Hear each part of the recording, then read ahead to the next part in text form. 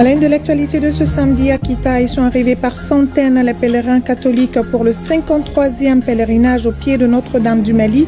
Déjà, des prières ont été faites pour un Mali Koura en marche. Le bazar diplomatique, c'était ce samedi au CICB. 25 pays ont répondu présent, un cadre pour découvrir chez les autres. 13e congrès d'Afrique francophone d'imagerie médicale et de radiothérapie. On en parle également dans cette édition, un espace scientifique pour échanger sur les technologies et pratiques médicales entre l'Afrique et l'Europe. Et des chercheurs du Mali, du Burkina Faso et du Niger prennent part à la 3e édition des Journées de la science politique du Mali. La souveraineté des États en Afrique de l'Ouest dans un monde en mutation est le thème retenu.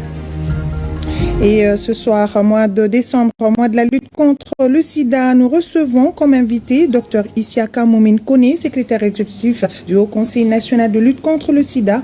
Avec Dr Koné, il sera question des avancées enregistrées dans cette lutte au Mali, entre autres. Bonsoir Dr Koné. Bonsoir Didier. Merci à vous d'avoir répondu à notre invitation. Merci beaucoup. Je vous reviens tout à l'heure le temps de passer quelques reportages. Bienvenue dans la grande édition de RTM1. Mesdames, Messieurs, bonsoir. Et rendons-nous tout d'abord à Kita pour parler du pèlerinage chrétien catholique. Ils sont arrivés à Kita par centaines pour le 53e pèlerinage au pied de Notre-Dame du Mali. Après accueil et sacrement de pardon, les fidèles chrétiens en communion de cœur et d'esprit commencent les prières et adorations avec en ligne de mire l'exhortation des jeunes pour le Mali Koura. Le compte-rendu de ce premier acte de pèlerinage catholique avec nos envoyés spéciaux à Kita, Isaac Tchenou et Omar Katraoré. Ils sont venus par centaines pour le 53e pèlerinage au pied de Notre-Dame du Mali. Cette année, les pèlerins arrivent avec l'amour du pays en mettant l'accent sur les jeunes. Une jeunesse qui reste le socle du Mali, surtout en ce moment où notre vivre ensemble devient quelque peu difficile. Voilà pourquoi nos pères évêques ont choisi un thème assez évocateur. Jeunes du Mali, ensemble pour le Mali Koura. Alors c'est une invitation que nous adressons au peuple malien, particulièrement en sa jeunesse, donc de s'engager vraiment pour la vie du pays, qu'il soit vraiment patriote et qu'également il s'engage pour donner au Mali un nouveau visage. Les jeunes du diocèse de Caille seront à l'honneur pour le développement de thèmes en mettant l'amour du pays en avant. Au-delà de l'esprit qui anime ce pèlerinage, chaque pèlerin chrétien ou non vient avec ses propres intentions. Pour ensemble faire la situation de notre pays, au niveau de notre famille, au niveau personnel, au niveau de tous les regroupements, les associations, au niveau même du pays, pour voir ensemble comment nous pouvons cheminer et bâtir ce nouveau Mali, ce Mali Koura. Et comme j'ai dit, dans le parcours du pèlerin, il y a tous les aspects. Voilà, le pardon, donc le rassemblement, évoquer les thèmes ensemble, prier ensemble, communier ensemble et faire des promesses aussi. J'ai des intentions de prière. J'ai un enfant qui est malade, qui a 6 ans, il a des troubles du comportement. Donc je suis venue prier vraiment au pied de la Vierge Marie pour qu'il puisse retrouver sa santé. J'ai mes frères et sœurs aussi qui n'arrivent pas à trouver du travail. Donc je suis là pour prier pour eux, pour la santé de mon père, de ma mère et puis de mes frères et sœurs aussi. Dans la soirée, rendez-vous sera pris sur la colline mariale pour les prières et bénédictions au pied de Notre-Dame du Mali.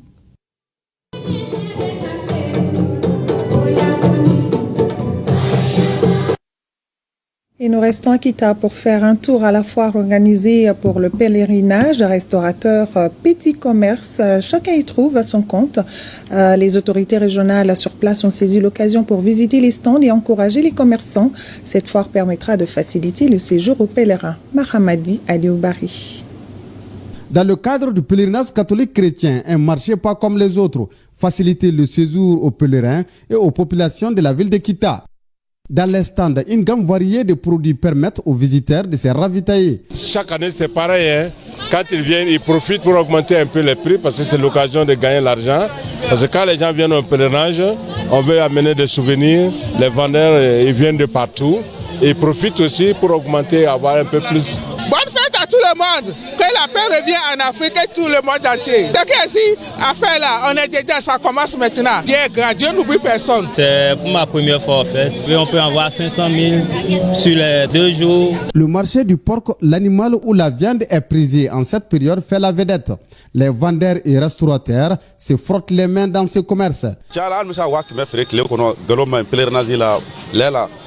Pendant le pèlerinage, nous faisons un chiffre d'affaires de plus de 500 000 francs CFA. Seulement le porc est cher.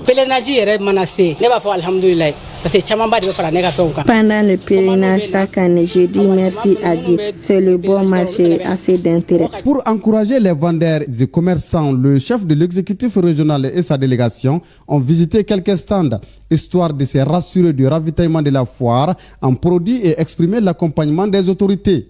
Le pèlerinage catholique, principalement dans la commune urbaine de Kita, vraiment c'est un acte économiquement très très riche. Parce que vous voyez ce beau monde-là au marché du pèlerin ici, toutes les régions du Mali sont réunies. Ça se déroule très bien. Je suis venu au 53e pèlerinage de cette année. Je vois que ça s'est bien déroulé. Et comme les années précédentes, nous constatons que le marché est même plus fourni, avec des commerçants de Kita, de Bamako et d'ailleurs du Mali, mais également de Côte d'Ivoire et du Burkina Faso. Donc c'est une occasion où les affaires vont non seulement pour les objets religieux, mais également pour tout ce qui est utilitaire. Les acteurs de la foire et les activités commerciales connaissent une augmentation de leurs revenus. Alors nous pouvons dire que Kita respire à grands poumons le pèlerinage catholique 2024. Et c'est ce samedi que s'est tenu le bazar diplomatique au Centre international des conférences de Bamako. Hier, dans l'édition de 20h, l'ambassadeur de la Palestine donnait les enjeux de ce rendez-vous. 25 pays ont répondu à l'appel de la communauté diplomatique présente au Mali.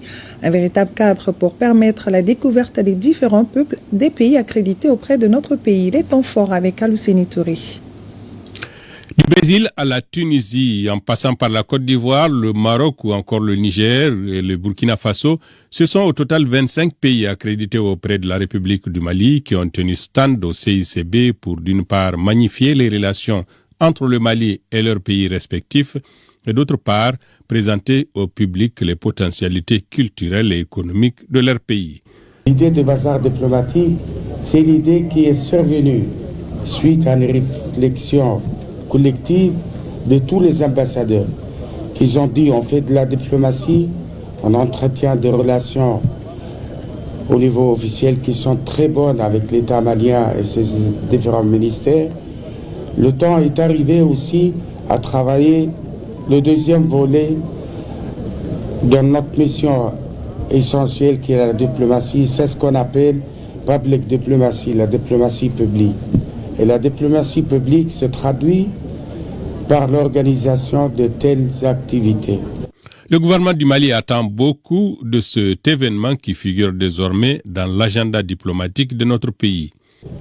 Le premier objectif d'un bazar diplomatique est de permettre aux populations qui vous accueillent dans leur ville de visiter vos pays respectifs sans s'y rendre à travers des expositions photos ou vidéos ou des échanges. C'est donc une rencontre d'échange entre la population et vos missions diplomatiques, comme l'a si bien rappelé les doyens du corps diplomatique, en vue d'une meilleure connaissance entre les peuples à travers leur culture, leur artisanat et leur tourisme. La première édition du bazar diplomatique est votre initiative, monsieur le doyen. Et à travers vous, c'est une manifestation concrète des chefs des missions de se rapprocher de la population malienne et de mieux comprendre ses attentes, de jauger son sens du partage. C'est aussi une occasion de rapprochement entre nations résolument engagées pour le développement de leur pays, de la sauvegarde de leur souveraineté, ainsi que de la coopération pour un essor partagé.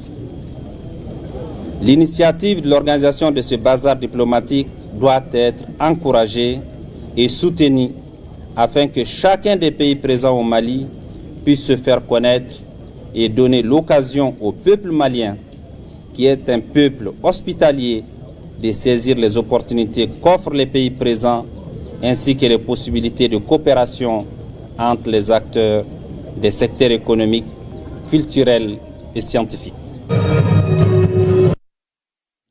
Un mot de santé dans cette édition avec la tenue du 13e congrès d'Afrique francophone d'imagerie médicale et de radiothérapie placé sous le thème « Le sein dans tous ses états ». Cet événement vise à créer un espace scientifique pour échanger sur les technologies et pratiques médicales entre l'Afrique et l'Europe, a également renforcé les connaissances, les compétences ainsi que les innovations dans le domaine de l'imagerie médicale et de la radiothérapie. Agibou Koulibaly était pour ORTM1.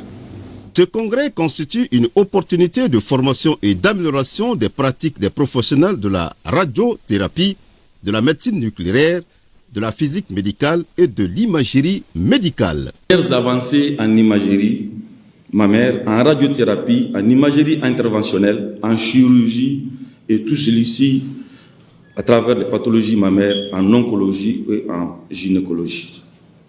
Les congressistes ont abordé des thématiques variées telles que l'imagerie diagnostique du sein, le rôle de l'imagerie dans la lutte contre le cancer du sein. The breast is very important. Le sein dans tout son état, bon, elle le confond avec le cancer, c'est-à-dire prendre soin de soi-même, quoi.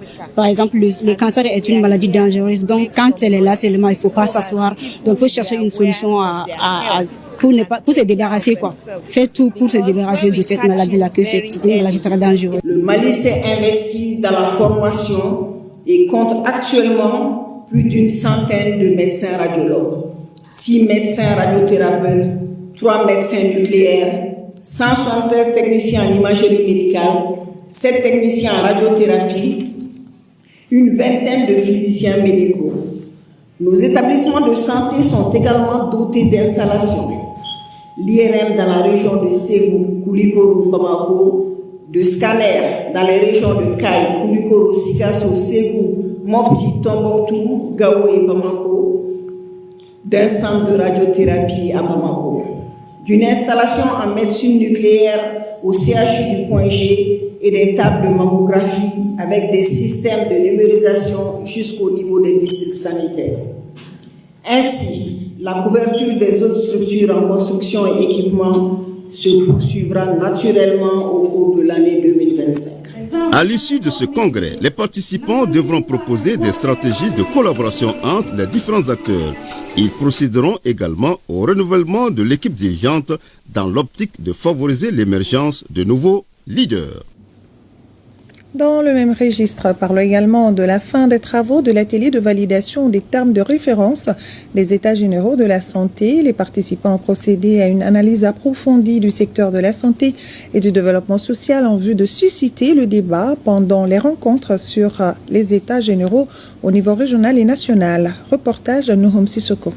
Cet atelier de validation des termes de référence des États généraux de la santé vise à doter les différents acteurs d'outils pour une meilleure participation à ces assises, tant au niveau régional que national. Les participants ont échangé sur la qualité des soins, la gouvernance et la communication, le financement du secteur de la santé et les aspects touchant la promotion de la santé, la prévention, les questions environnementales, entre autres.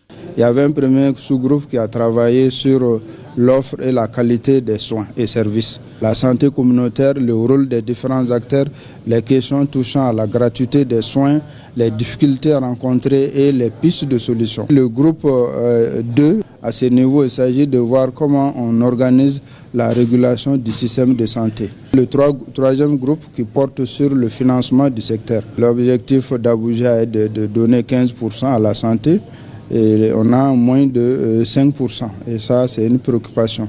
Pour le ministre de la Santé et du Développement social, cet atelier doit permettre de produire un document à même de mieux orienter les débats des États généraux de la santé. Ce document que nous allons faire, c'est un document avec lequel on va travailler parce qu'on compte après la validation, faire un plan d'action et un chronogramme de suivi qui peut s'étaler sur plusieurs années. Le service est à une continuité. Les États généraux de la santé visent à faire une analyse du secteur et formuler des recommandations pour contribuer à l'amélioration du système de santé en vue de soulager la population.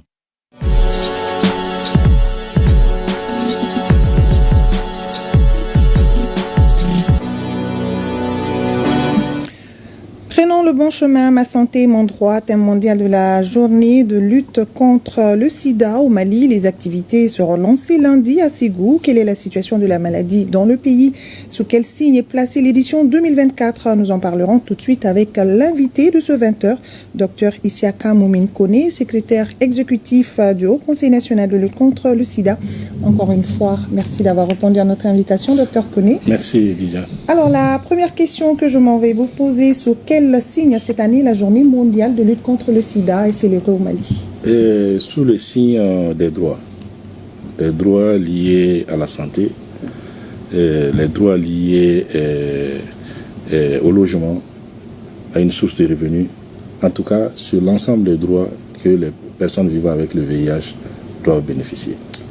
Alors, prenons le bon chemin, ma santé, mon droit. C'est le thème mondial de la journée de lutte contre le sida. Oui. Quel est le message qui se cache derrière ce thème? Le message qui se cache derrière ce thème, c'est de dire au monde entier, de faire comprendre au monde que les personnes vivant avec le VIH méritent des droits, ont des droits qu'il faut réellement les accorder. Donc cela est très important pour pouvoir lutter contre la stigmatisation et contre la discrimination et même pour pouvoir lutter contre la maladie, parce que ce sont des personnes qui auront certainement des moyens, qui seront inclus socialement et qui vont pouvoir s'épanouir dans la société sans pour autant être un risque pour la population générale. D'accord. Tout à fait, je le disais tout à l'heure, la journée sera lancée cette année à Ségou. Qu'est-ce qui explique le choix de Ségou? Effectivement, depuis l'avènement du Haut Conseil national de lutte contre le sida, surtout du secrétariat exécutif, les célébrations se faisaient à Bamako. Donc, ce choix aussi, c'est par rapport au thème qu'on a fait ce choix, parce que les PV-VIH sont sur toute l'étendue du territoire au Mali. Donc, ils ont le droit aussi de discuter avec les plus hautes autorités, d'être avec les plus hautes autorités et de savoir que les plus hautes autorités sont avec eux et qui pensent à eux et pour pouvoir réellement les aider à sortir de ce problème. Donc c'est pour cela qu'on a choisi Ségou. Donc Ségou aussi, c'est une des régions aussi qui a un taux de prévalence élevé. Donc c'est un des critères de choix réellement de Ségou. D'accord. Oui. Et quelle est la situation de la maladie aujourd'hui au Mali? Et on peut dire que la tendance est bonne, la tendance à la baisse est bonne parce que... On peut espérer. Oui, la tendance à la baisse est bonne. Et je vais vous donner les chiffres. Il y a 20 ans de cela, depuis 2004, on était pratiquement à 1,7 de taux de prévalence. Ok? Donc, durant les 20 années passées, donc aujourd'hui, nous sommes à peu près à 0,9% de taux de prévalence. Donc, pour vous dire qu'on a pu gagner 0,8% durant 20 ans. Donc, c'est beaucoup.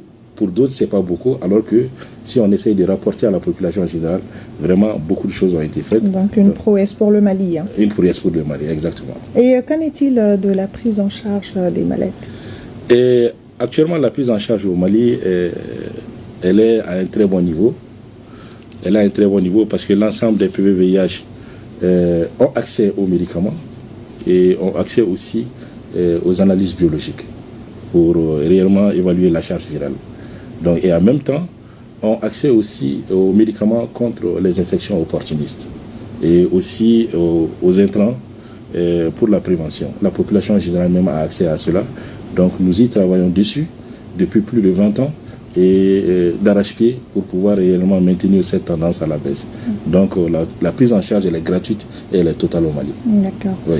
Alors la lutte contre le sida, c'est tout le mois de décembre. Est-ce que vous avez d'autres activités?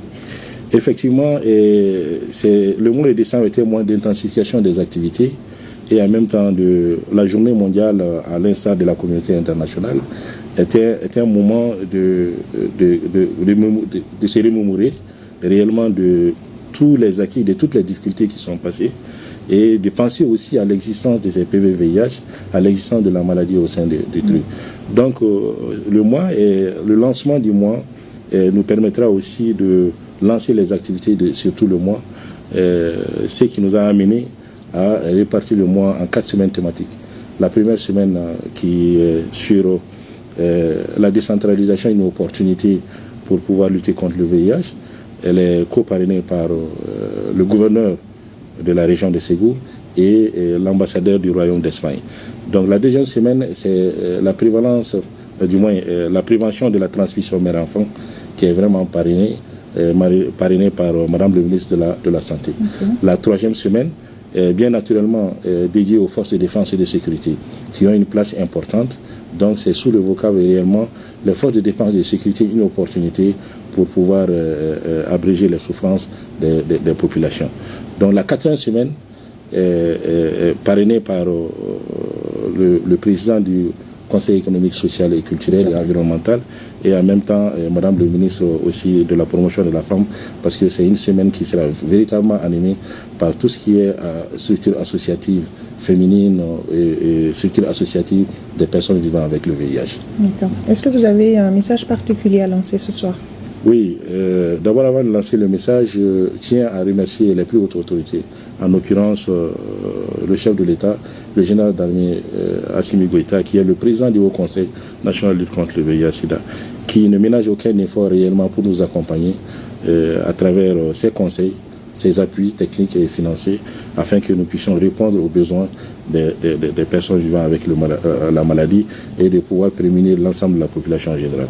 Donc je tiens aussi à remercier le gouverneur de la région de Ségou et l'ensemble des populations de Ségou qui ont accepté réellement que cette activité puisse se dérouler à Ségou. Donc j'exhorte l'ensemble des populations de Ségou à sortir massivement par rapport aux activités qui vont se dérouler à Ségou. Donc le dernier mot que j'ai, c'est de remercier l'ORTM bien sûr, Merci. Qui est un partenaire privilégié réellement par rapport à la couverture de toutes nos activités et aussi d'appeler l'ensemble des populations maliennes à prendre conscience de cette maladie, que cette maladie existe au Mali et que nous devrons faire attention et demander au PVVIH aussi d'être assidu, bien observant par rapport au traitement. Parce qu'une fois on est bon observant au traitement, on ne pourra plus transmettre la maladie. Tout à fait. Merci. Merci bien et voilà donc le lancement du mois, c'est ce lundi à Ségou. C'est ce lundi à Ségou. Merci bien Dr Ishaka Moumine Kone, secrétaire exécutif du Haut Conseil national de lutte contre le sida. Cette année, la journée sera lancée à Ségou. Merci. Suite donc de ce journal, clôture des travaux de la 39e session du programme Reconnaissance et équivalence des diplômes du CAMES sur 377 dossiers soumis à l'appréciation du jury. 355 venant de 8 pays ont été validés par le CAMES. Et bonne nouvelle, tous les dossiers présentés par le Mali ont été validés, soit 100% pour le Mali. Lors de la cérémonie, 11 Maliens ont été élevés au grade de l'Ordre international des palmes académiques du CAMES. On en parle avec Youssouf Diakité et Djelimagan Diabati. Cette 39e session du programme Reconnaissance et équivalence des diplômes du CAMES a regroupé pendant 5 jours les universitaires venus de 12 pays membres du CAMES, Conseil africain et malgache pour l'enseignement supérieur. Il s'agissait pour ces universitaires de statuer sur les 377 dossiers soumis à leur appréciation venant des 60 établissements d'enseignement supérieur des pays du CAMES. Les résultats obtenus sont éloquents. Sur un total de 377 dossiers, 355 dossiers ont été jugés favorables et donc un taux de 94,16% de réussite. Au constat général, le secrétariat général du CAMES se dit optimiste au regard de la détermination des enseignants-chercheurs et les chercheurs à relever les défis qui se posent aux universitaires. Détermination en vue de gagner le pari de la promotion de l'économie du savoir. La 39e session du programme Reconnaissance et équivalence des diplômes PRED, qui s'est tenue ces 3 derniers jours, a été un succès remarquable. Les 377 dossiers ont été examinés avec rigueur et professionnalisme par les experts membres des commissions d'accréditation.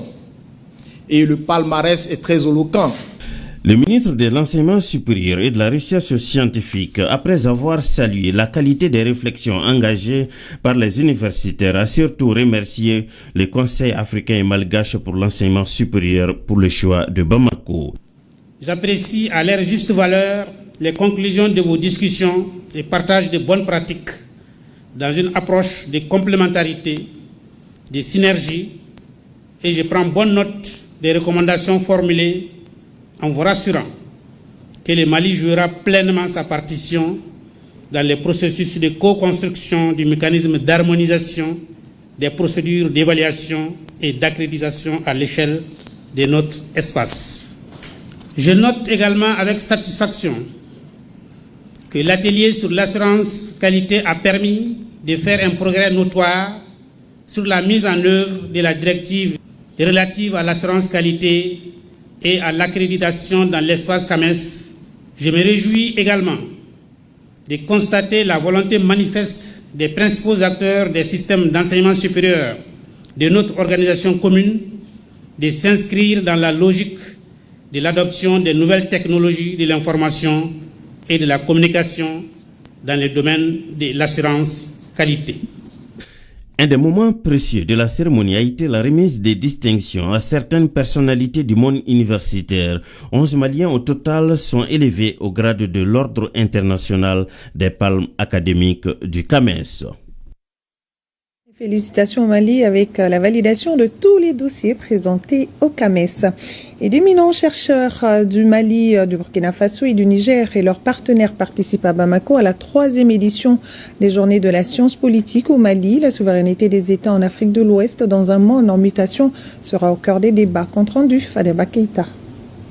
L'autonomisation de la science politique comme discipline scientifique est le thème de la conférence plénière considérée comme leçon inaugurale facilitée par le professeur titulaire du CAMES en sciences politiques à l'université Abdou Moumoun de Niamey, Maman Sanoussi Tidiane Alou. Ensuite, les experts présentateurs et participants à cette 3e édition des Journées de sciences politiques au Mali, repartis entre 2 salles distinctes, suivront concomitamment les panels et conférences sur des thématiques aussi riches que variées. Les États en Afrique de l'Ouest sont entrés dans une nouvelle phase qui est une véritable reconquête de leur souveraineté dans un monde où la marge de manœuvre des États s'est réduite progressivement. J'ose espérer que les axes thématiques qui seront développés dans le cadre de ce colloque durant ces 2 jours de travaux aideront à mieux comprendre les enjeux liés à l'exercice de la souveraineté des États en général et en particulier dans l'Alliance des États du Sahel.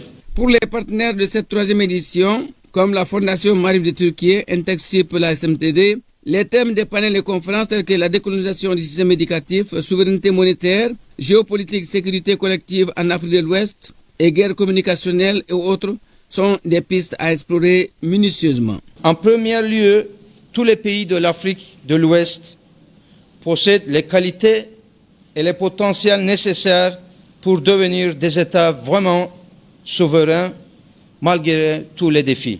Je vous encourage à tirer les meilleures parties de ces 2 jours, échanger vos idées, poser des questions, écouter attentivement et surtout envisager comment nous pouvons ensemble faire progresser notre compréhension collective des enjeux politiques et économiques qui nous concernent tous.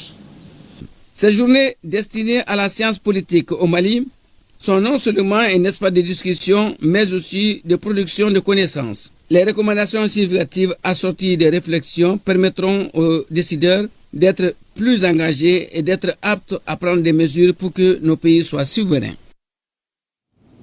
Près de 65 milliards de francs CFA, c'est le montant pour le financement du projet de formation professionnelle d'insertion et d'appui à l'entrepreneuriat des jeunes ruraux, FIER 2, et une mission d'évaluation du Fonds mondial pour l'agriculture, FIDA, est passée au ministère de l'Entrepreneuriat national, de l'emploi et de la formation professionnelle pour passer en revue l'état d'avancement du dit projet. Le point avec Famoussa Sidibé.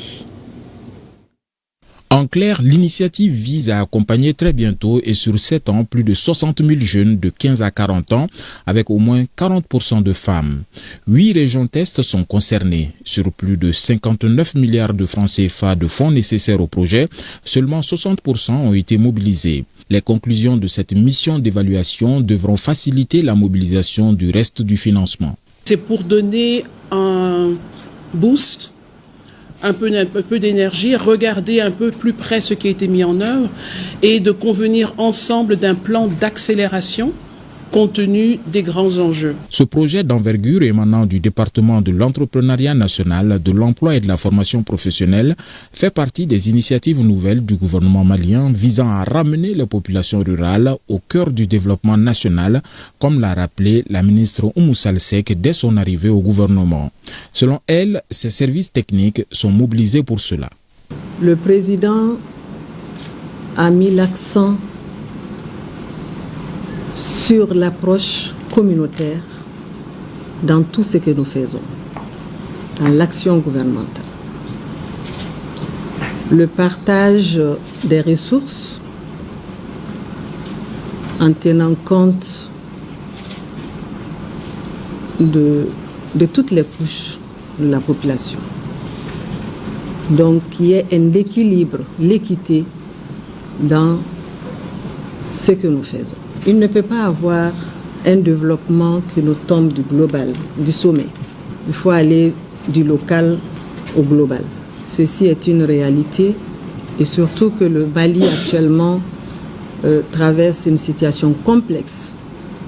Donc des partenaires comme le FIDA qui acceptent en ce moment compatir et accompagner les plus hautes autorités dans la gestion de cette crise pour minimiser l'impact négatif doivent être vraiment salués. Le projet qui a débuté en mars 2024 sera opérationnel dans quelques mois. Son élargissement à d'autres régions dépendra de certains facteurs. On va, aux côtés du gouvernement, étendre le projet dans d'autres zones qui pour le moment ne sont peut-être pas des zones où la sécurité est garantie, mais on est confiant que cela va changer et va permettre au projet de s'étendre dans 8 régions. Jusqu'à présent, tout est satisfaisant.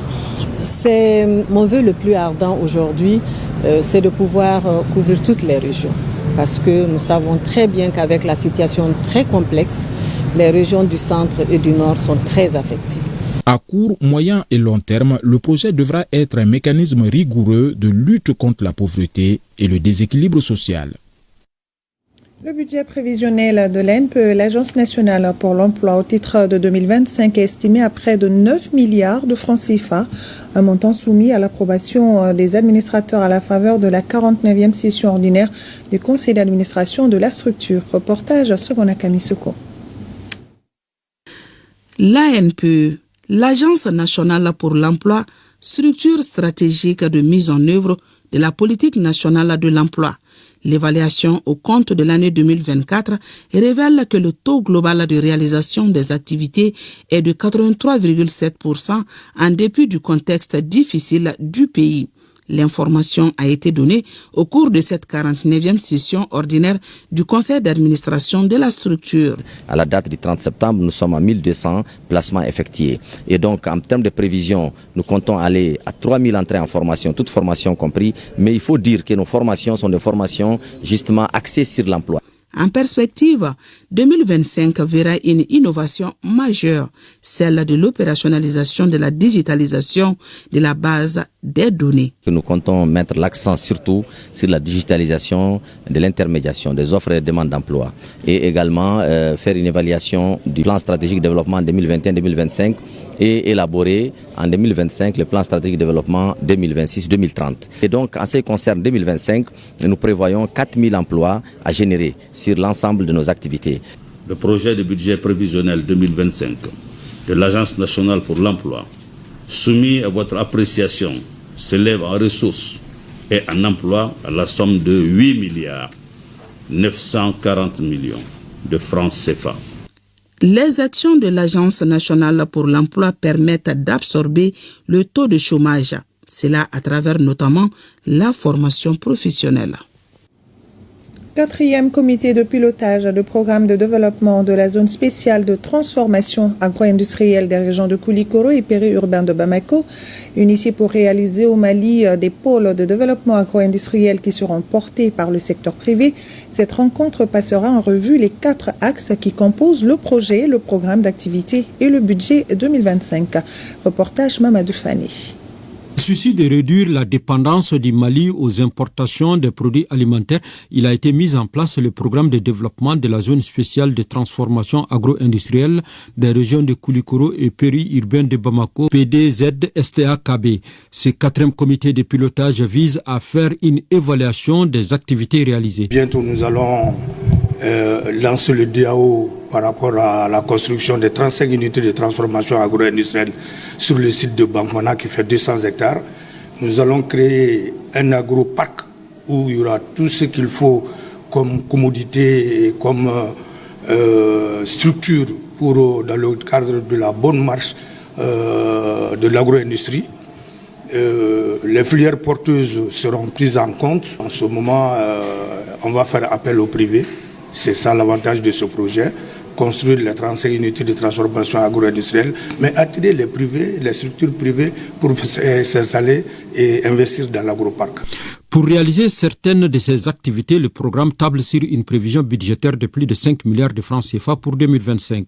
Cette 4e session du comité de pilotage du programme vient de couronner d'importants efforts déployés par le département de l'agriculture et la Banque africaine de développement pour surmonter les divers obstacles qui ont retardé le démarrage effectif du programme.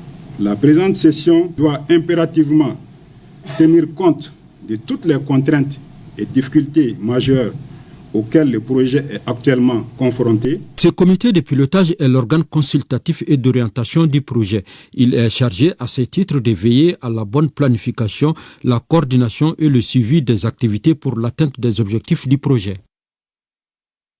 Deuxième réunion du projet de réhabilitation du tombeau des Askia à Gao. Les membres ont fait le point des activités réalisées, échangé sur les résultats obtenus et formulé des recommandations, parmi lesquelles la fin des travaux de réhabilitation en mars 2025.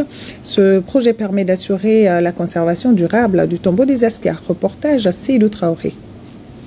Placé par l'UNESCO sur la liste du patrimoine mondial en péril depuis 2012, le tombeau des Askia de Gao reste parmi les priorités du département en charge de la culture et ses partenaires. D'où ce projet de réhabilitation pour circonscrire aux menaces qui affectent l'état de conservation du tombeau des Askia. Le projet de réhabilitation de l'édifice permettra d'améliorer le degré de conservation et de renforcer son authenticité. Le tombeau est déjà en danger.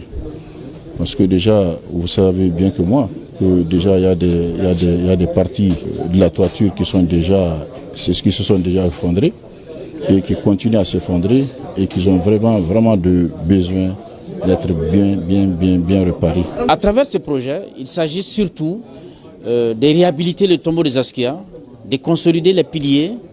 Et enfin, il s'agit d'assurer une promotion de ce joyau architectural. La deuxième réunion du comité de pilotage du projet va consolider les efforts consentis pour l'aboutissement de la réhabilitation du tombeau des Askia, à la fois pour les services techniques de l'État, les communautés ainsi que le partenaire financier, notamment l'Alliance internationale sur la protection du patrimoine dans les zones de conflit à l'effort. L'objectif du projet est d'assurer la conservation durable du tombeau des Askia. Ainsi, des activités ci-après ont été réalisées. Il s'agit de consolider les piliers, d'alléger le poids du banco sur le toit, de renouveler toutes les charpentes, de renforcer l'ensemble des structures du bâtiment. La fin de ce projet de réhabilitation du tombeau des Askia de Gao est prévue en mars 2025. Le site vivant, il faut le rappeler, a été construit en 1495 par l'empereur Askia Mohamed et fait partie de l'identité socio-culturelle de la ville de Gao. Soutien aux autorités de la transition. Kouré Mali réitère son engagement avec cette grande mobilisation. Une façon pour les habitants du cercle de Kangaba de saluer l'engagement des autorités à travers les efforts de développement consentis dans la localité, notamment la construction d'infrastructures sécuritaires. Un tableau de soutien et de reconnaissance de la population du cercle de Kangaba a été remis au gouverneur de la région de Koulikoro, le colonel Lamine Kapori Sanogo, pour les autorités de la transition. Les temps forts avec Djema Moussa Konaté et Salif Maïga. Les habitants du cercle de Kangaba ne pouvaient pas rester indifférents aux efforts des autorités de la transition, ce qui justifie cette cérémonie de reconnaissance à leur endroit. Kangaba est le 3e cercle de la République. Et depuis l'indépendance jusqu'à aujourd'hui, Kangaba était dans l'insécurité totale. La réalisation de 2 camps sécuritaires dans le cercle est d'abord un motif important pour pouvoir manifester notre soutien et notre adhésion aux actions posées par la transition. Les femmes de la localité, à travers la voix de la marraine de l'événement, Aïchi Baba Keïta, elle-même fille du terroir, ont sollicité auprès des plus hautes autorités l'octroi d'un centre de formation professionnelle. Une des demandes prioritaires des femmes de la zone, c'est d'avoir un centre de formation professionnelle étatique. Pour différentes raisons. Nous sommes dans une zone d'orpaillage par excellence. De ce fait, cela prime sur beaucoup d'autres activités. Et nous souhaitons avoir une jeunesse instruite, bien instruite, avec la réalisation d'un centre professionnel. Certainement que cela ouvrira plus de portes parce qu'ils seront plus compétitifs sur le marché de l'emploi. Occasion pour Al-Hadou Koulibaly, chargé des missions au cabinet du Premier ministre, d'exhorter les habitants du Mandé à soutenir les forces de défense et de sécurité et à poursuivre les efforts pour le développement socio-économique de notre pays. Il m'a été chargé de faire un remerciement chaleureux à l'endroit du gouverneur. Le camp et les commissariats qui ont été construits, ainsi que la douane, c'était vraiment la volonté des plus hautes autorités. Mais pour que ces infrastructures puissent voir le jour, c'est vraiment le courage et le dévouement du gouverneur. Face à cette situation inquiétante d'insécurité que vivent les communautés des 2 pays frères et dans les soucis donc de consolider les liens forts des valeurs ancestrales, de tenir compte des aspirations économiques et sécuritaires du peuple malien, que les plus hautes autorités de la transition ont entamé la réalisation de certaines infrastructures. Les légitimités traditionnelles, les autorités communales, les membres du CNT présents à la cérémonie, la jeunesse de la localité et les représentants de la communauté burkinabé ont renouvelé leur soutien à la transition. Les ressortissants nigériens et guinéens étaient également de la fête. La remise du tableau de soutien et de reconnaissance aux autorités de la transition, la prestation des chasseurs du Mandé, la démonstration mystique de Kabassa et une simulation du passage du président de la transition lors des cérémonies par les enfants de l'école d'Anaya de Kourémalé ont été les temps forts de cette journée. Saisie à Kaya de près de 7 tonnes de farine de blé et environ 2 tonnes de pâtes alimentaires étrangères par la Direction régionale du commerce, de la consommation et de la concurrence. Les produits saisis ont une valeur marchande d'environ 5 millions de francs CFA. Cette saisie s'inscrit dans le cadre de l'application de l'arrêté interministériel du 11 août 2023 portant suspension de l'importation de la farine de blé et de pâtes alimentaires. Écoutons le directeur régional du commerce, de la consommation et de la concurrence au micro de Balkissa Sadibou Chérif Aïdara. La quantité que nous avions saisie sur le marché est de 146,7 sacs de farine de blé de 50 kg et de 69 sacs de pâtes alimentaires, soit 124,5 cartons. La suspension de l'importation de la farine de blé et de la pâte alimentaire a été initiée par nos plus hautes autorités. C'est pour des raisons de protection de nos unités industrielles que l'arrêté a été pris. Nous avions été instruits par la hiérarchie de veiller sur le marché. Nos brigades de contrôle ont accentué leur surveillance du marché. Et c'est ainsi que nous avions saisi cette importante quantité d'une valeur à peu près de 5 millions. C'est un appel qu'on lance à l'endroit de la population et les commerçants toujours pour qu'ils puissent vraiment chercher de faire ces genres de pratiques. Parce que s'ils ne le cessent pas, nous serons toujours là, en tout cas pour faire notre travail. Et en la matière, lorsque ces produits sont saisis, ils ne sont pas retournés à ces commerçants. Ils sont saisis et dans les jours à venir, nous allons introduire une requête pour confiscation auprès de nos autorités judiciaires pour pouvoir en tout cas utiliser ces produits conformément à la réglementation. Et rendons-nous à Kidal pour parler de cette aide aux déplacés de la région de Ménaka par les autorités régionales. Ils sont 300 à recevoir des produits alimentaires au nom des autorités de la transition. Reportage à Sidi El Medi, Ag Al-Baka et Moussa Togo. Venus de leur Ménéka natal en quête de paix et de stabilité, des campements de fraction Tanaslamat de la communauté d'Ouzhak ont été accueillis par le chef de l'exécutif régional général de division Al-Haj Gamou au nom des autorités de la transition pour leur souhaiter la bienvenue en terre malienne de Kidal. Ce matin, nous sommes déplacés de Kidal à Klahan pour accueillir nos frères maliens déplacés de Ménéka qui sont dans la région de Kidal, pour les accueillir et les souhaiter bienvenue chez eux au Mali. Donc là, on avait constaté que c'est un grand campement des marabouts connus de Ménéka. Qui ont vraiment beaucoup souffert dans leur déplacement. Ils ont été chassés par des terroristes depuis Ménéka jusqu'à dans la zone de Tamasna. Arrivés à Tamasna encore, ils nous ont encore été chassés de là-bas. Aujourd'hui, ils se retrouvent à Kidal en cherchant vraiment un endroit là où ils peuvent avoir la paix. Donc, ils sont les bienvenus à Kidal. C'est la terre du Mali, de la paix aussi, parce que s'il n'y a pas de paix à Kidal, je ne pense pas qu'ils vont se retrouver ici. Donc moi je les souhaite au nom des hautes autorités du Mali, les bienvenus. Et que, Inch'Allah, l'administration de Kidal va tout faire pour les appuyer.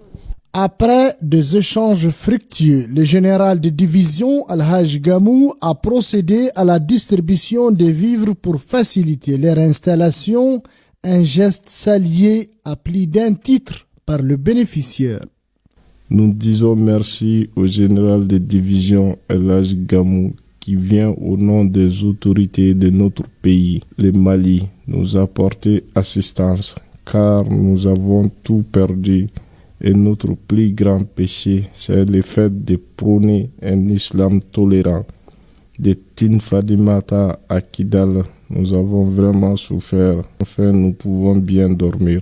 Au cours des échanges, le gouverneur de la région de Kidal a insisté sur la nécessité de travailler avec les autorités régionales et les forces de défense et de sécurité maliennes.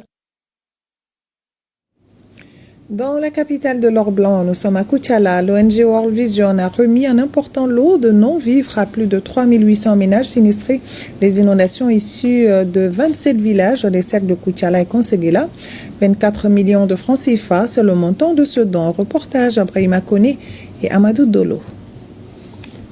L'ONG World Vision répond favorablement au cri de cœur des sinistrés des inondations d'octobre 2024 des cercles de Koutiala et Conseguela. Ainsi, elle offre à 27 villages issus de 6 communes un important lot de non-food items, entendez-la par article non alimentaire. Une première assistance qui a concerné les zones des 3 programmes de World Vision, à savoir Lozena, Conseguela et Djonkala. Des échanges sont en cours avec les bailleurs de fonds de ces programmes afin d'apporter d'autres formes d'assistance. Le lot de matériel en faveur de 3822 ménages sinistrés est composé de 4357 moustiquaires imprégnés de longue durée, 714 cartons de savon, 4234 flacons d'eau de javel, 545 boîtes d'aquatap, 1547 nattes de 2 places. Nous ne cesserons de remercier World Vision au chevet de ces populations depuis quelques années. Ça va beaucoup les soulager et les amener quand même à vraiment prendre courage. Le montant global de ces articles non alimentaires s'élève à plus de 23 900 000 francs CFA. Un financement rendu possible grâce au soutien financier de World Vision Allemagne, World Vision Suisse et World Vision Canada. Face à l'aggravation des effets du changement climatique, il est urgent au sein des communautés et entre elles de s'unir pour s'assister mutuellement. Cette cérémonie de distribution d'articles non alimentaires contribue à l'évolution de World Vision dans sa logique d'ONG humanitaire chrétienne d'aide et de développement.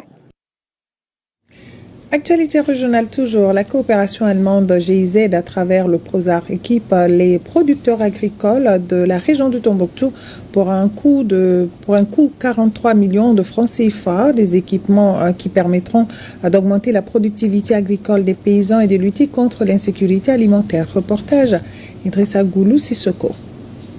Les agriculteurs de la région de Tombouctou mieux outillés ont envie d'augmenter leur production. En effet, ils viennent de recevoir un lot d'équipements d'une valeur de 43 millions de francs CFA composé de 5 motoculteurs et accessoires, 10 hache-pailles et 10 motos faucheuses. Ce dont s'inscrit dans le cadre des objectifs du PROSAR qui est le renforcement de la résilience des populations vulnérables et la diversification alimentaire des femmes en âge de procréer. Je sais que vous comprendrez que ce modeste geste vient confirmer l'attachement de l'Allemagne à la coopération entre nos deux pays, mais particulièrement à la ville adoptive de M. Heinrich Barth. C'est l'occasion d'exprimer ici toutes mes félicitations au nom du ministère fédéral allemand de la coopération économique et de développement et de la GIZ. Le porte-parole des bénéficiaires a remercié les donateurs et les autorités de la transition pour ce geste qui les tirera à coup sûr de la pauvreté. La remise de ces dons s'inscrit dans le cadre du diagnostic des organisations agricoles en 2018 qui a fait le constat d'énormes difficultés que rencontrent celles-ci. Pour faire face aux problèmes de production et transformation post-récolte clairement identifiés, le PROSAR se propose de soutenir les organisations paysannes à travers l'appui matériel adapté des transformations, notamment des motoculteurs. Il faut ajouter que les services d'agriculture de Tombouctou, Diré, Kourmararous, Gundam et Nyafouké ont reçu une moto pour l'accompagnement des producteurs. La cérémonie s'est achevée par la remise des équipements. À Ségou, ouverture de la 2e édition des journées de réflexion sur l'entrepreneuriat jeune et emploi. Les jeunes entrepreneurs seront donc édifiés sur les contours du secteur entrepreneuriat à travers plusieurs panels sur les défis et opportunités entrepreneuriales, les solutions et initiatives d'avenir. Reportage Honoré Tchenou et Shekel Tangara. À travers ces journées de réflexion, Donilab et ses partenaires mobilisent les acteurs de l'écosystème entrepreneurial et emploi. Un salon couplé à plusieurs rencontres sur l'entrepreneuriat jeune afin d'identifier et mettre en relation les jeunes entrepreneurs avec des entreprises et services financiers, entre autres. Les défis auxquels notre jeunesse est confrontée, accès restreint aux opportunités économiques, chômage élevé, insécurité, exige une réponse collective et coordonnée. Skilab vise à former 144 micro, petites et moyennes entreprises et nouvelles start-up, dont 96 déjà formées. Accompagner 48 micro, petites et moyennes entreprises et nouvelles start-up, dont 32 déjà accompagnées, et subventionner 20 parmi ces entreprises, dont 14 sont actuellement positionnées à recevoir les matériels et équipements. Des panels se rapportant aux défis et opportunités entrepreneuriales, des solutions et initiatives d'avenir au programme de ces journées de réflexion permettront aux jeunes de mieux maîtriser le secteur de l'entrepreneuriat et surtout financier. Il est impératif de créer des mécanismes adaptés à nos réalités, comme des fonds de garantie ou des microcrédits dédiés aux jeunes.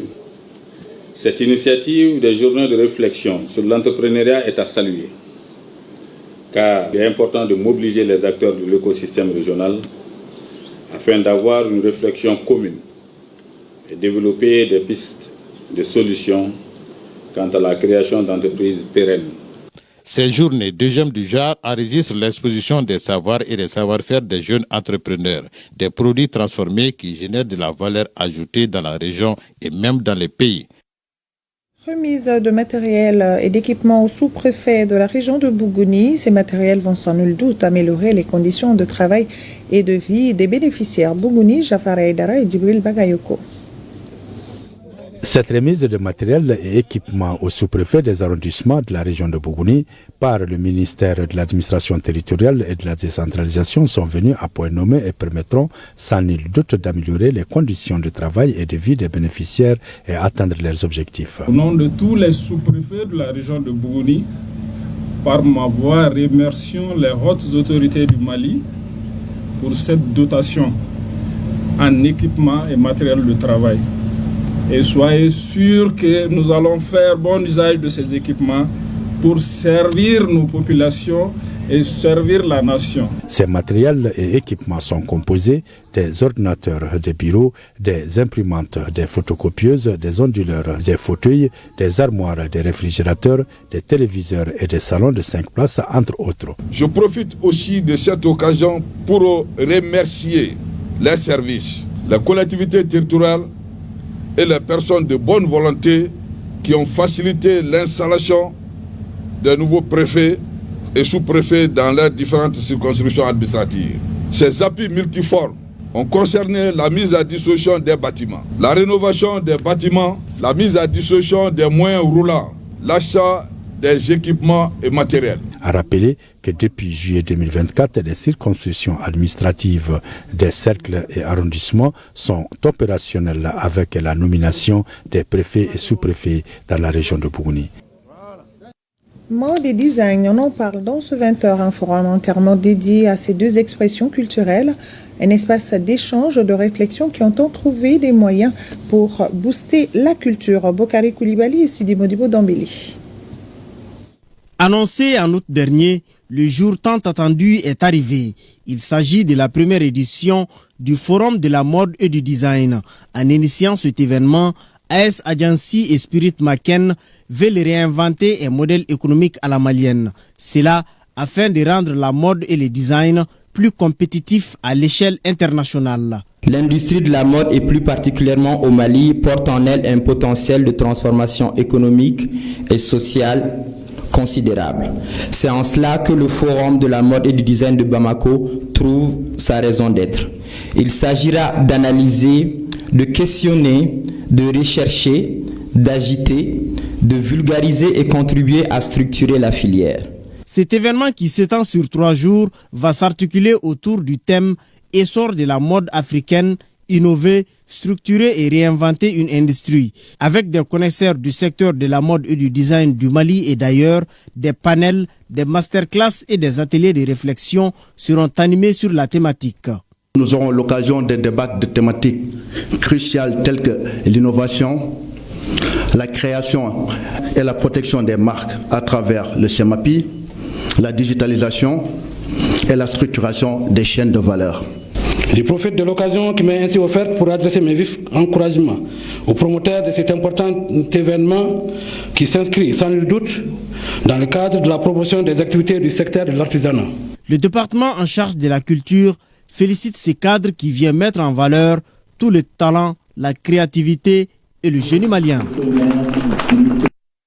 Et cette cérémonie de graduation de la promotion 2020-2024 de l'Institut supérieur de technologie appliquée et de gestion, la promotion porte le nom du général de brigade Aliou Boydiara. Reportage Kassim Diallo et Mohamed Sidibé. Plus de 2000 récipiendaires, dont 300 enfants des militaires, 300 fonctionnaires de l'État et 300 salariés du secteur privé. Voilà la composition de cette sortie de promotion de l'ISTAC. Former des bâtisseurs du Mali, contribuer à la promotion de l'excellence et booster l'économie nationale, ce sont là des missions et valeurs qu'incarne l'ISTAC, l'Institut supérieur des technologies et de gestion. Ainsi, cette promotion 2020-2024 porte le nom du général de brigade Aliou Boydiara. Le PDG de l'ISTAC se réjouit de cette performance. À travers nos bourses, nous permettons aux enfants des militaires tombés sur le champ de bataille d'accéder à une formation de qualité. Cet engagement est pour nous une façon de rendre hommage à ceux qui ont sacrifié leur vie pour la nation, tout en offrant à leurs enfants l'opportunité de bâtir un avenir prometteur. Les différents récipiendaires proviennent de plusieurs spécialités de formation, à savoir les sciences de l'ingénieur, le management, la technologie, les sciences juridiques et politiques. Cette promotion baptisée Général Aliou Boydiara, en plus des étudiants de la formation initiale, comprend plusieurs professionnels issus des forces armées et de sécurité, de presque tous les départements ministériels, mais aussi du secteur privé. Aujourd'hui marque la fin d'une étape importante de notre vie, mais aussi le début d'une nouvelle aventure. Nous avons travaillé dur surmonter des obstacles et faire preuve de résilience pour arriver jusqu'ici. Cette graduation est le fruit de nos efforts, de notre persévérance et de notre détermination. En ce jour spécial, nous célébrons également les 10 ans de l'ISTAG. 10 années de succès, d'innovation et de dévouement à la formation de jeunes talents. Les parrains militaires au parcours dense et élogié n'ont pas manqué de prodiguer des conseils et orientations à ces fioles. Nos autorités comptent sur une jeunesse éduquée et compétente pour construire ce Mali croix. Me voici désormais lié à vous pour l'histoire. Je prie le Tout-Puissant qu'il me donne la force de mériter cette considération et cette confiance que vous et votre direction venez de placer en moi. Les défis qui vous attendent sont nombreux, mais je suis convaincu que vous êtes parfaitement outillés et prêts à les relever grâce aux valeurs et aux connaissances que vous avez acquises au sein de cet institut. Ce samedi 30 novembre 2024, la salle de 1000 places du CICB avait pris les allures d'un amphithéâtre pour célébrer ses promotions 2020-2024, mais également son 10e anniversaire comme pour marquer une étape et envisager un nouveau départ.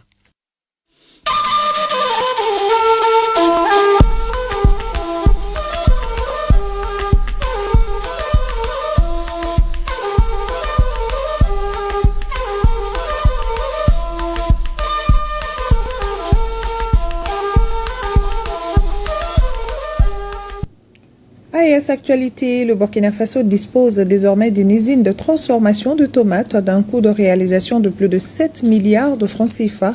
Elle vient d'être inaugurée. L'usine de transformation de tomates de Bobo-Dioulasso se veut un moteur économique pour le pays.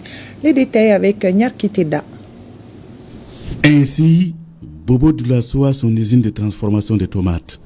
C'est la toute première usine issue du programme d'entrepreneuriat communautaire par actionnariat populaire. Et depuis Bindogosso, la pâte de tomate made in Burkina, avec la marque Adia, qui veut dire doux en langue locale, va être transportée partout au Burkina. 14 mois, c'est le temps mis pour réaliser ces joyaux qui fait aujourd'hui la fierté des Burkinabés et pour toujours. Bâtie sur une superficie de 5 hectares, les travaux ont mobilisé plus de 200 personnes et se veut une opportunité de création d'emplois. À terme, l'usine permettra de créer 180 emplois directs permanents, auxquels s'ajouteront 3000 emplois indirects liés à l'approvisionnement et aux prestations de services. L'usine de Bobo-Dioulasso a un coût de réalisation de 7 milliards et demi de francs CFA. L'on attend un chiffre d'affaires annuel de 8 milliards sur les 5 premières années.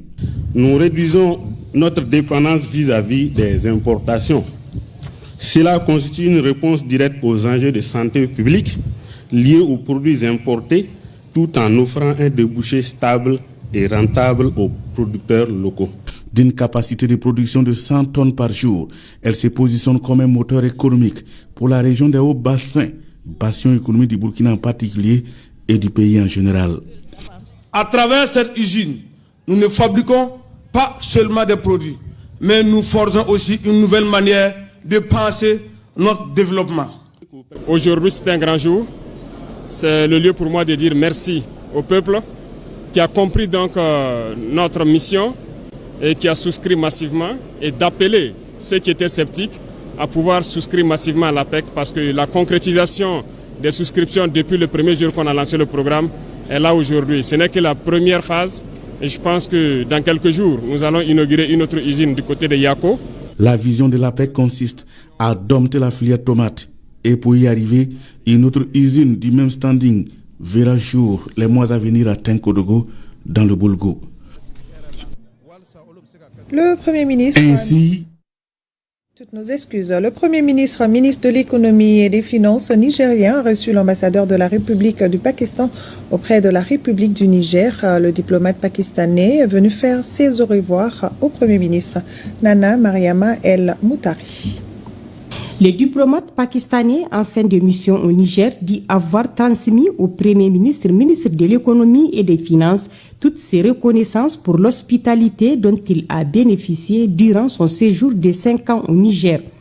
Parmi les actions, on peut noter l'organisation d'un forum d'affaires Niger-Pakistan du 16 au 18 septembre ici à Niamey, qui fut un forum exceptionnellement apprécié et qui a connu de grands succès. Et en dehors de ça, comme action, on peut également noter le projet de réhabilitation de la Sonifar, donc toujours que nous avons entrepris et que nous avons travaillé dessus. Et entre autres actions, on peut également mentionner le projet de la création d'un corridor de santé et d'éducation que nous avons voulu appeler Niger-Pakistan Health and Education Corridor. En réalité, nous avons organisé environ 400 activités pendant mon séjour ici au Niger. Ahmed Ali Sirohe a indiqué que son pays entend investir davantage au Niger dans plusieurs domaines tels que la santé, l'éducation et l'agriculture. L'ambassadeur du Pakistan au Niger en fin de mission a saisi cette occasion pour transmettre au Premier ministre l'invitation de son pays pour une visite prochaine de Ali Mohamed Lamine Zen au Pakistan. Il a aussi réitéré la volonté des hommes d'affaires pakistanais à venir investir au Niger. Le diplomate pakistanais dit avoir gardé du Niger le souvenir d'un pays où il fait bon vivre, un pays où il s'est senti comme chez lui. Bref, le Niger représente pour Ali Ahmed Sirohe une deuxième nation.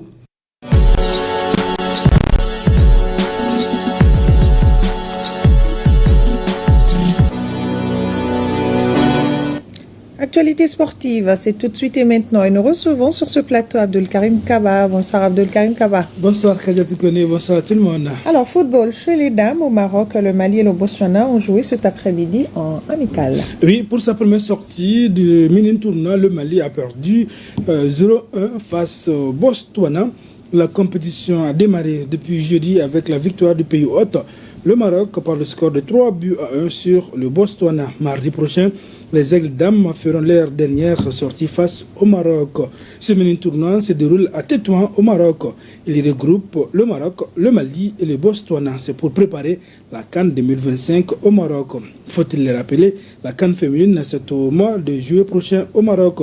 Le Mali figure dans la poule C avec comme adversaire l'Afrique du Sud, le Ghana et la Tanzanie.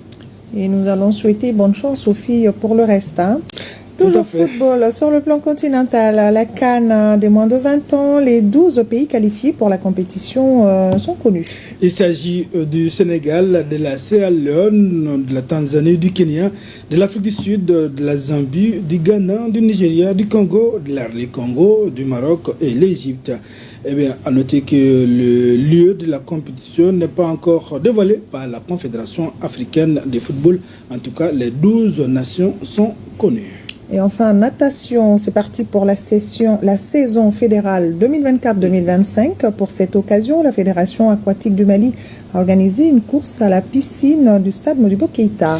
Au classement général, l'USFAS s'est hissé sur la plus haute marche du podium avec 18 médailles, dont 9 en or, 6 argent et 3 bronzes. La deuxième place est revenue à la protection civile. Elle a totalisé 16 médailles, dont 3 en or et 4 argent. L'équipe de Koulikoro complète le podium avec 11 médailles, dont 3 or, 3 argent et 5 bronzes. 10 clubs avec 146 athlètes, sont donc 108 hommes et 38 dames ont pris part à cette coupe du président de la Fédération malienne aquatique qui donne ainsi le temps pour la nouvelle saison 2024-2025. Et c'est la fin de cette page sport. Oui, c'est l'essentiel qu'il fallait retenir. Et on se donne rendez-vous demain. Inch'Allah. C'est la fin. La vie, c'est comme faire du vélo. Pour garder l'équilibre, il faut continuer à avancer. C'est le conseil de nos grands-pères ce soir. Voilà, vous l'aurez compris, c'est la fin de cette édition. Merci à vous de l'avoir suivi. Je vous donne rendez-vous demain également pour la grande édition, même plateau, Dieu voulant. D'ici là, prenez soin de vous et de vos proches. Bonne fin de soirée à tous.